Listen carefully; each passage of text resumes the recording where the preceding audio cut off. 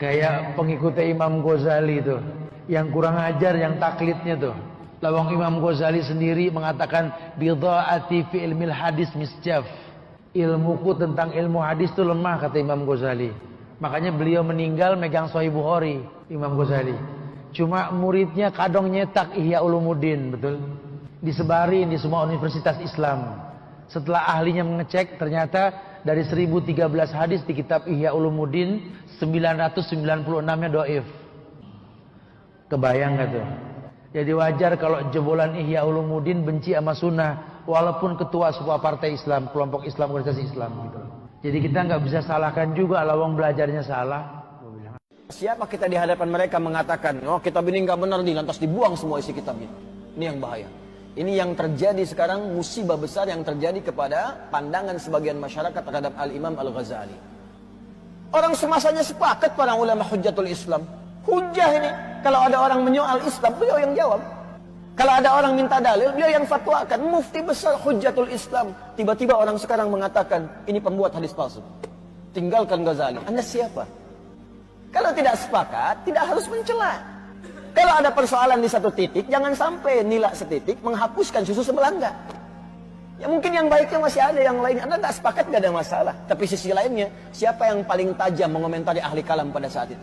Siapa yang membantah logika para filsafat yang banyak memurtadkan orang Islam pada saat itu? Al-Imam Al-Ghazali. Lantas Anda mengatakan, ini nggak paham ilmu hadis. Anda siapa, Joni?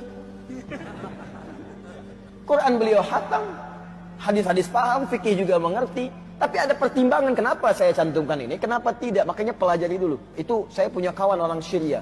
Tesisnya tentang Al-Imam Al-Ghazali. Kami sedang di halaqah di TV malah saat itu. Sedang bareng-bareng. Tiba-tiba ada pemateri mencela Al-Imam Al-Ghazali. Itu duduknya langsung berubah, matanya memerah. Dia katakan, bagaimana apa yang harus saya lakukan? Saya tinggalkan saja halaqah ini atau bagaimana? Kami bilang, jangan Anda tinggalkan. Kalau Anda tak sepakat, jawab dengan cara yang lembut. Tunjukkan kepadanya bahwa apa yang disampaikan tidak tepat. Maka dimulai dengan kalimat Sayyidi, Jazakallah khair, Masya Allah, kalimat yang bagus sekali. Ya, Tuan, terima kasih banyak. Anda dianugerahi oleh Allah keilmuan yang sangat luar biasa, yang bagus sampai hadir di sini. Hanya ada beberapa poin yang saya kurang sepakat dengan pernyataan tentang Al-Imam Al-Ghazali.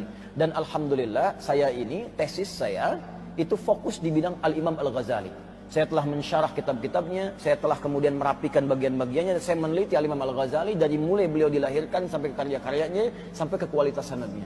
Maka sekarang kebalik, yang bicara tadi yang mulai begini. Karena apa? Beliau membaca satu buku, orang ini sudah mengamati dari lahirnya Al-Ghazali sampai karya-karyanya selesai. Maka disampaikanlah, yang menurut Anda begini tadi, nampaknya menurut saya mungkin agak kurang paham, atau mungkin kurang baca referensi. Anda bisa cek lagi di referensi yang seperti ini yang meluruskan yang Anda baca tadi. Yang Anda baca begini, ini yang kurang tepat. Ternyata ada keterangan lain yang menunjukkan begini. Mungkin Anda bisa baca buku yang ini. Anda bisa baca kalimat yang ini. Setelah mendengarkan semuanya apa yang terjadi, yang satu tidak merasa digurui, yang kedua pun bisa paham dengan apa yang disampaikan. Akhirnya bersahabat keduanya. Selesai. Jelas ya? Dan itu indah, itulah akhlak. Itulah akhlak. Jadi jangan sampai perbedaan pendapat di antara kita menjadikan kita tidak bisa minum teh bersama. Paham ya? Baik, jadi status hadis ini, kalaupun ada yang